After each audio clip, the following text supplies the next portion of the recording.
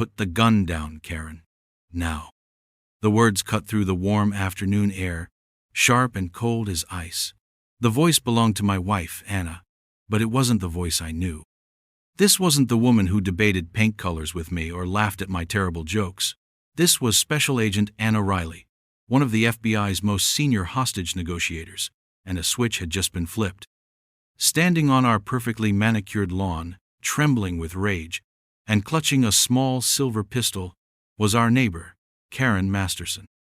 She had just declared herself the law on this lake, and for a moment, I think she actually believed it.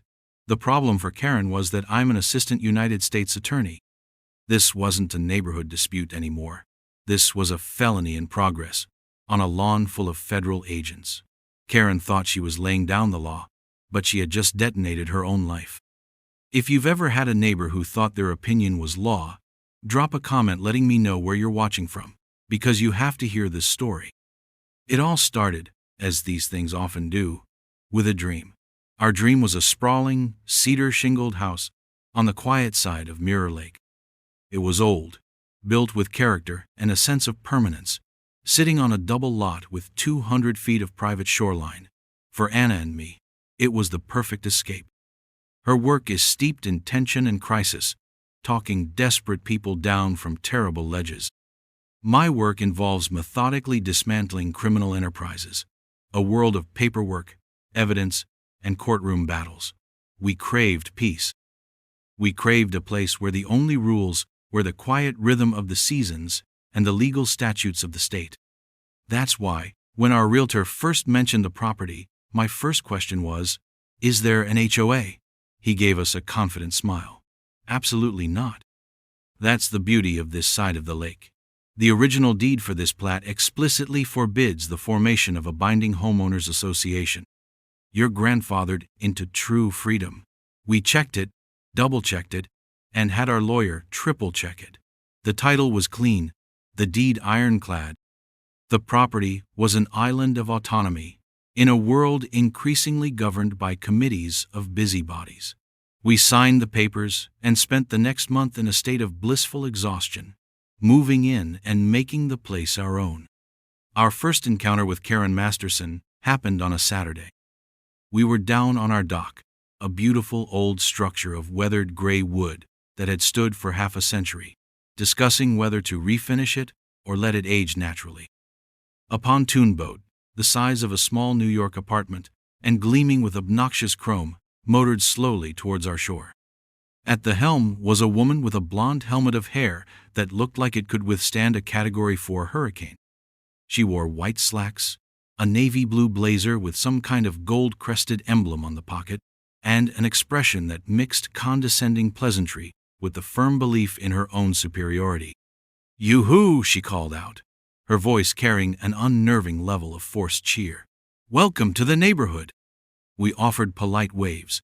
She cut her engine and drifted closer, her eyes scanning our property, our house, our clothes, with the rapid, calculating appraisal of a pawnshop owner. "I'm Karen Masterson," she announced, as if we should already know the name. "I live in the White Colonial across the way. I'm the president of the Lakeview Estates Owners Association." "Nice to meet you," I said, extending a hand she ignored. "I'm Eric, and this is my wife, Anna. We're happy to be here." "I'm sure you are," she said, her smile not quite reaching her eyes. "I just stopped by to drop off your welcome packet and the initial dues invoice." She held up a thick, 3-ring binder and a crisp envelope. Anna, ever diplomatic, stepped forward. "Oh, that's very kind of you, but there must be a misunderstanding. Our property isn't part of the HOA." Karen's smile tightened by a barely perceptible degree. "Of course it is, dear. Every home on Mirror Lake is part of the association." "Actually, it's not," I said, keeping my tone light but firm. "We did a pretty thorough title search. The original covenant for this specific lot, Lot 12, explicitly prohibits it from being annexed into any future HOA." It was as if I'd questioned a core tenet of her religion. The helmet of hair seemed to bristle. That's a very creative interpretation of the founding documents. But the association was formed for the benefit of all property owners. We maintain the lake's health, manage the community standards, and ensure property values remain high. It's a community initiative. And we appreciate that, Anna said smoothly. But we prefer to manage our own property. We're not interested in joining. Karen let out a short, sharp laugh. Oh, it's not really an interest kind of thing. It's a requirement. We're all in this together. It's what keeps the riff-raff out, if you know what I mean. Her gaze flickered over our comfortable, paint-splattered work clothes. The insult was as subtle as a foghorn. I took the binder and the envelope from her, mostly to end the conversation. Well, thank you for this, Karen. We'll take a look at it. Her smile returned, this time filled with the grim satisfaction of a battle she believed she'd won. You do that? She said, her voice dripping with condescension. The invoice is due at the end of the month. Late fees are steep. As her ridiculous boat chugged away, a man who had been silently fishing from the dock next door, a wiry older gentleman named George, reeled in his line. He caught my eye and gave a slow, deliberate shake of his head, a silent warning that we would come to understand all too well. We were holding the foundational documents of our first suburban war, and Queen Karen had just fired the opening salvo. She had no idea who she was dealing with. Anna and I exchanged a look. This was not going to be the peaceful paradise we'd envisioned. It was going to be something far more interesting. The harassment began with a level of petty vindictiveness that was almost impressive. A few days after our non-committal commitment to look at her binder of nonsense, our sturdy, county-issued trash and recycling bins vanished on collection day. We found them a week later, tossed into a thicket down the public access road, filled with stagnant rainwater.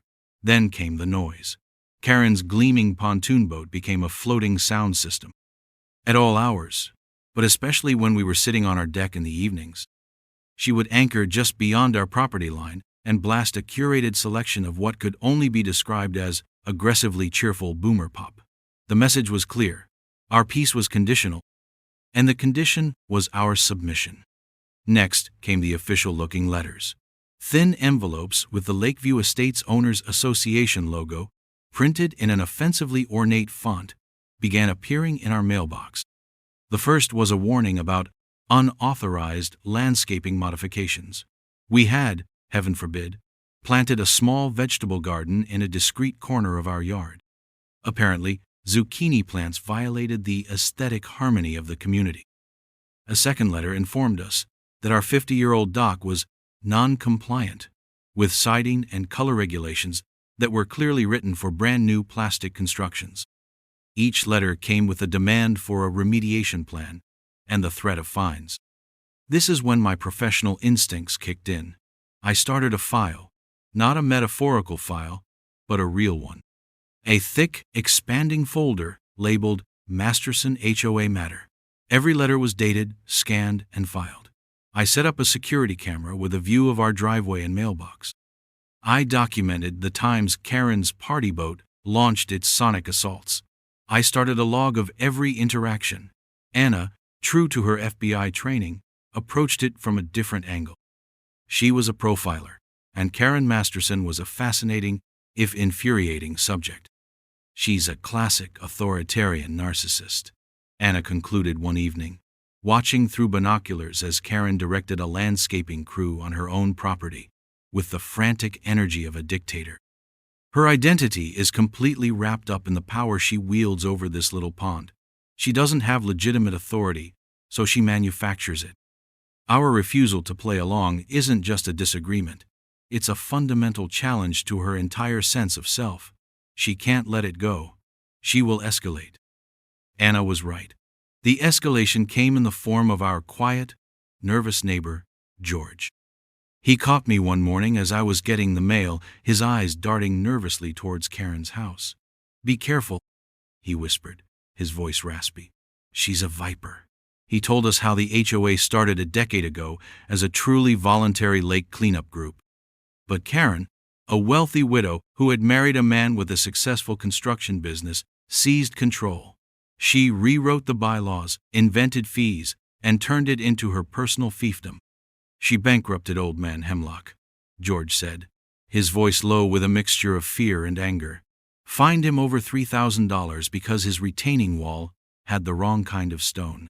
He couldn't pay, so she put a lien on his house. A lien he had to sell. George explained that Karen's husband, Robert Masterson, owned Masterson Custom Construction. Coincidentally, his company was the HOA's sole approved vendor for all repairs and new builds, always at a significant premium. The picture was becoming crystal clear. This wasn't about community standards. It was a racket. Armed with this information, I went to work. Not as a homeowner, but as a prosecutor. I spent a Saturday afternoon in the county records office, then dove into state business filings online. I pulled the charter for the Lakeview Estates Owners Association. It was, just as George suspected, registered as a non-profit social club. Its bylaws were a masterful piece of legal-sounding gibberish, designed to intimidate the average person into believing they held the force of law. They didn't. But in poring over the 40 pages of tedious rules and regulations Karen had clearly written herself, I found a little gem, buried deep in the disciplinary section. Article 7, Section 4. Membership in the association is a privilege, contingent upon adherence to all local, state, and federal laws. Any member who is convicted of a felony offense shall have their membership and all associated rights immediately and permanently revoked, with no recourse or appeal. I smiled, printed the page, and highlighted the section. It was a beautiful piece of unintentional foreshadowing. Karen had forged the very sword that would eventually be used against her. The direct confrontations grew more audacious. Karen's next gambit was to declare our small sandy beach a public access area for the HOA. One afternoon, we found two families we'd never seen before setting up blankets and coolers on our private property. When I politely explained that this was our yard, one of them shrugged and said, "Karen told us this was the community beach." The final confrontation before the big one happened on our dock. Karen motored up, this time flanked by two sheepish-looking men from the HOA board.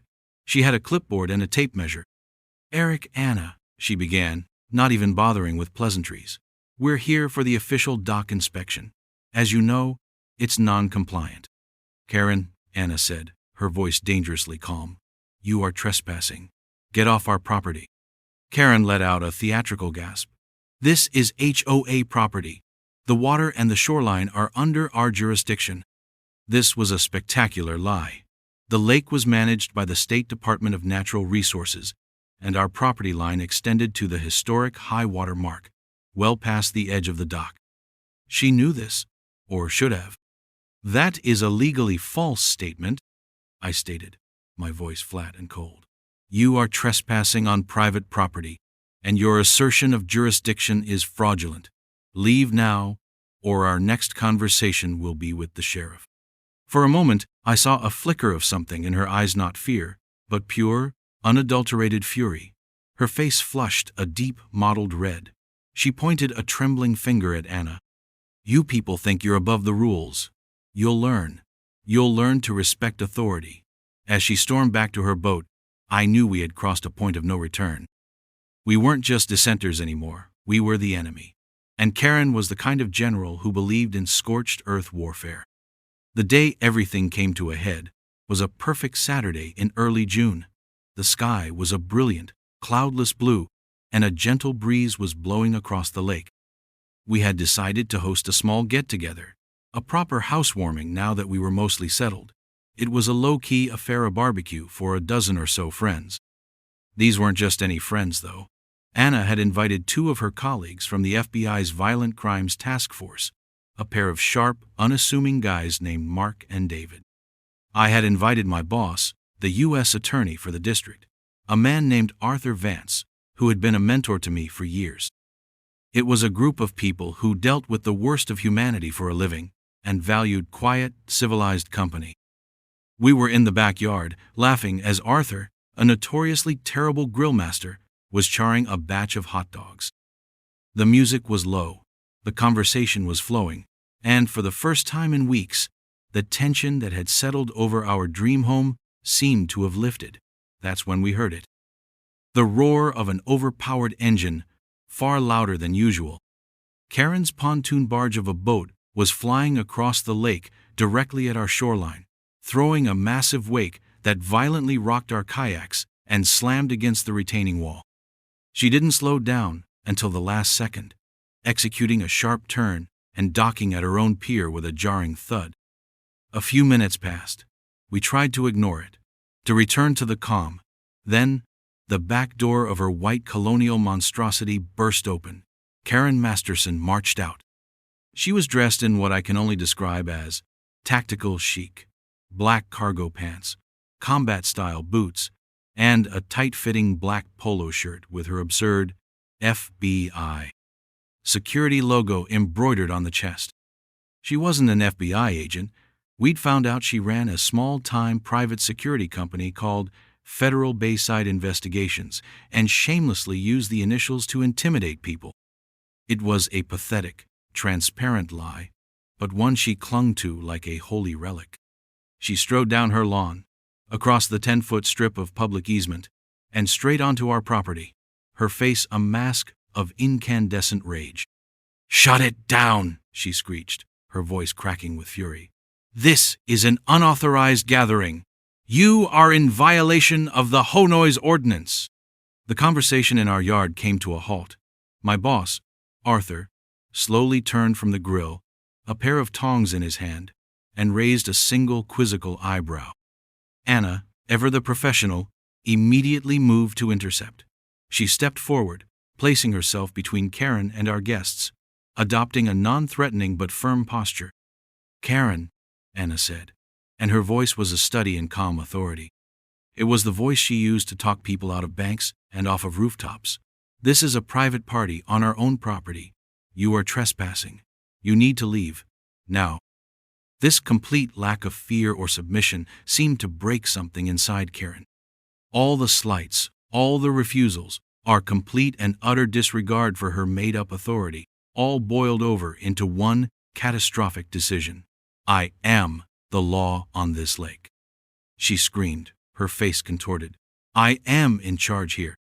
With a sharp, jerky movement, she reached into the large designer handbag slung over her shoulder. Time seemed to slow down.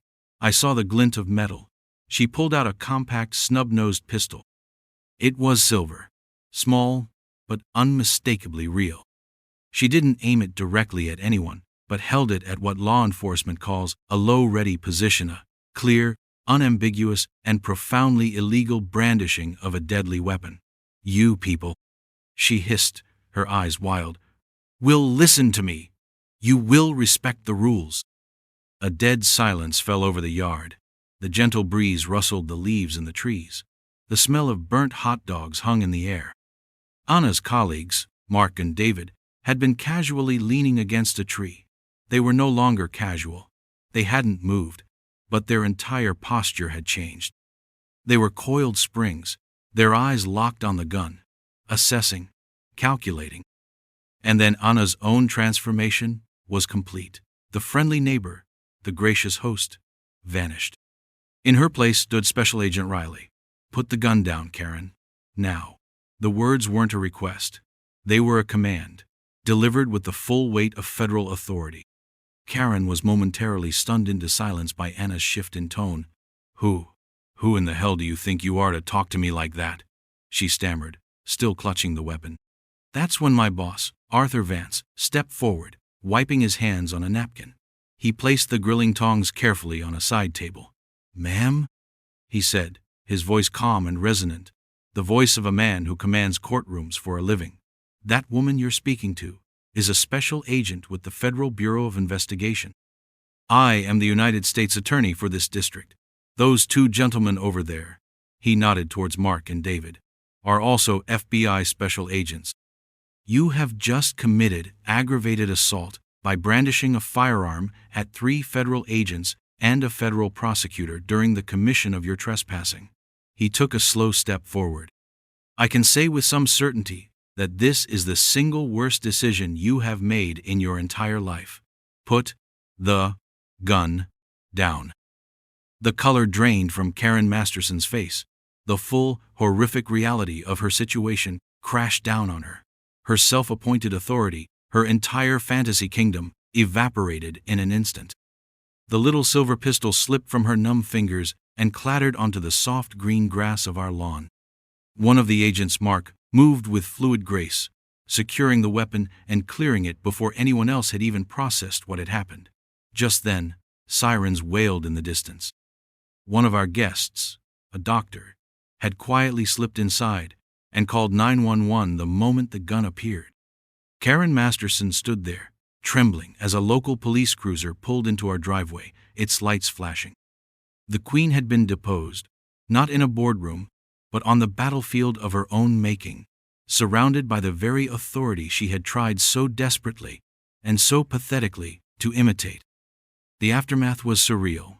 The local police officers arrived to find a scene that must have defied all their expectations for a Saturday afternoon disturbance call. A well-dressed, now hysterically weeping woman was being calmly Mirandized by a uniformed officer, while a group of eerily calm people who identified themselves as off-duty federal law enforcement gave concise, professional witness statements. Karen Masterson, the self-proclaimed Queen of Mirror Lake, was placed in the back of a squad car, her ridiculous FBI security polo shirt a monument to her hubris, and driven away. Our barbecue ended abruptly, our guests leaving with quiet handshakes and promises to provide any further statements needed. As the last car pulled away, Anna and I stood alone in the unnerving silence of our backyard. The grill was still smoking. I looked at Anna. She looked exhausted, the professional mask slipping away to reveal the wife who had just been threatened with a gun on her own property. But beneath the exhaustion was a core of steel. We had been pushed, and now we were going to push back. Hard. The state-level charges were open and shut. Aggravated assault with a deadly weapon, brandishing a firearm in a threatening manner, and criminal trespassing. Any one of these was a felony that would land a normal person in serious trouble. But for me, this was no longer just about the gun. It was about the entire rotten structure Karen had built. Her actions had given me the opening I needed. The gun was the crime, but the HOA was the criminal enterprise. The following Monday, I walked into my boss Arthur Vance's office and closed the door. He leaned back in his chair. "Well, Eric," he said with a wry smile, "that was certainly the most eventful barbecue I've attended in years. What's on your mind?" "I want to open a federal case," I said without preamble, "on Karen Masterson, her husband Robert, and the Lakeview Estates Owners Association." Arthur listened intently as I laid it all out.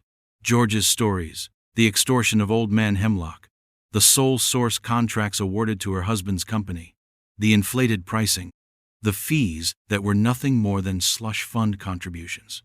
"She's not just a bully, Arthur," I concluded. "She's running a racket. They're using the mail to send fraudulent invoices and wire communications to organize the kickbacks. It's mail fraud and wire fraud, clear as day. The HOA isn't a nonprofit. It's the financial engine for her lifestyle."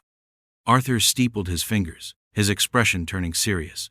"The brandishing incident gives us clear, probable cause to look into everything connected to her. If she's that unstable, it's likely her financial and professional dealings are just as reckless. You have my full authorization. Draft the subpoenas." It was like uncorking a bottle of poison. We subpoenaed a decade's worth of financial records from the HOA and Masterson Custom Construction. The paper trail was even more damning than I had imagined. It was a textbook case of self-dealing and embezzlement, laundered through the veneer of community management. Robert Masterson's company had overbilled the HOA by at least 40% on every single project, from building a new community mailbox kiosk to repairing retaining walls. That excess money was then kicked back to Karen through a management and architectural review fee that she alone approved. She had used the coerced dues of her neighbors to pay for her boat, her luxury vacations, and her gaudy home renovations. The smoking gun, the one piece of evidence that tied it all together in a neat bow, came from a forensic analysis of their company server. An email from Karen to her husband Robert, regarding a dock repair for an elderly couple down the lake. "They'll pay whatever we ask. Add 30% to the Johnsons' invoice for the enhanced material sourcing fee and another tank for the architectural compliance review. My Neiman Marcus bill is due. Time for a new boat. Armed with this, we brought in Robert Masterson. He wasn't a kingpin. He was a portly, nervous man who was clearly terrified of his wife. He sat across the table from me and Anna who, the U.S. Attorney's Office had requested to be present as an expert in behavioral analysis and interview sand. He practically vibrated with anxiety. I slid the printout of the email across the table. Mr. Masterson, I began calmly, we have records of 24 contracts, hundreds of thousands of dollars in overbilling, and a clear pattern of conspiracy to commit wire fraud. Your wife committed a violent felony on my lawn. Right now, you are looking at a 10-year federal prison sentence. Or, you can tell us everything. He looked at the email. He looked at Anna's calm, unreadable face. And he crumbled. Robert Masterson sang like a canary in a coal mine. He detailed the entire scheme, from its inception. How Karen had come up with the idea after reading about HOA power in a magazine. How she meticulously crafted the rules to maximize her control and financial gain. He admitted he was scared of her, that he went along with it because it was easier than fighting her. He agreed to wear a wire and, most importantly, to testify against his wife in open court. The final piece of the puzzle was Karen's absurd claim of being an FBI commander. A simple background check and a call to the local field office confirmed what we already knew. She had never been associated with any federal agency. Federal Bayside Investigations was a two-person operation, her and a part-time receptionist that mostly did background checks for local businesses and had a contract to patrol one strip mall. Her entire persona, the tactical pants, the logos, the veiled threats about her connections, it was all a pathetic, fraudulent cosplay designed to make her neighbors fear her. This act of impersonating, or at least deliberately creating the impression of being, a federal officer while committing her crimes, added another delicious layer to the charges we were building. She wasn't just a bully, she was a fraud from top to bottom. The day Karen Masterson stood before a federal judge was a masterpiece of karmic justice. Stripped of her power blazer and designer handbag, dressed in a standard-issue jumpsuit, she looked shockingly small and insignificant. Her expensive lawyer tried to paint her as a misunderstood community leader, a pillar of society who had one bad day. Then, the evidence started. The mountain of fraudulent invoices. The bank statements showing HOA funds being transferred to her personal accounts. The parade of neighbors led by a now confident and resolute George, testifying to years of intimidation and financial extortion. The climax, of course, was her own husband, Robert, taking the stand. He tearfully recounted the entire conspiracy, his testimony punctuated by the recording of Karen gleefully planning how to fleece their neighbors to pay for her shopping sprees. The jury was out for less than 2 hours. Guilty. On all counts. Mail fraud, wire fraud, conspiracy. Separately, she was convicted in state court for the felony assault charges, a conviction that carried its own, uniquely perfect consequence. A week after the federal sentencing, the Lakeview Estates Owners Association held an emergency meeting. The room was packed. There was a sense of confusion, fear, but also a nascent spark of hope. The interim president, one of the sheepish men who had flanked Karen on our dock that day, was stammering his way through the agenda when I stood up from the back of the room. "A point of order, Mr. President," I said, my voice carrying clearly in the suddenly silent hall. I walked to the front and placed a sheaf of papers on the table. "I have here a certified copy of the final judgment in the case of the state versus Karen Masterson, in which she was found guilty of multiple felonies. I also have the bylaws of this very association." I flipped to the page I had highlighted months before. "I would like to invoke Article 7, Section 4. I read the words aloud, slowly and deliberately. "Any member who is convicted of a felony offense shall have their membership and all associated rights immediately and permanently revoked, with no recourse or appeal." A wave of understanding rippled through the room. I let the silence hang in the air for a moment. By the very rules she herself wrote, I announced, Karen Masterson is hereby and irrevocably exiled from this association. Her reign is over. For a second, There was nothing, just stunned silence. Then, from the front row, George began to clap. It started slowly. Then another person joined. Then another.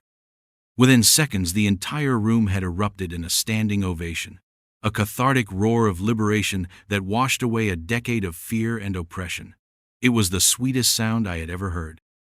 Karen Masterson was sentenced to 5 years in a federal women's correctional facility. With his cooperation, Robert received 3 years of probation. The assets of the HOA were seized by the Department of Justice, and a court-appointed trustee is currently in the process of dissolving the organization and reimbursing every single homeowner who was ever overcharged or fraudulently fined. The community has started healing. George organized the first annual Mirror Lake Freedom Fest, a potluck barbecue on the public beach with no rules, no fees, and no Karens. Last night, Anna and I sat on our old wooden dock, watching the last rays of sunlight paint the sky in hues of orange and purple. The water was still, reflecting the quiet homes nestled in the trees.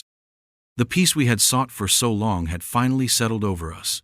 Karen, in her desperate narcissistic quest for control, had weaponized bylaws and feigned authority. She built a kingdom of fear on a foundation of lies. She never realized she was picking a fight with 2 people whose entire professional lives were dedicated to dismantling structures exactly like hers. She brought a gun to a battle of wits with a hostage negotiator and tried to run a criminal enterprise under the nose of a federal prosecutor. In the end, we didn't just beat her.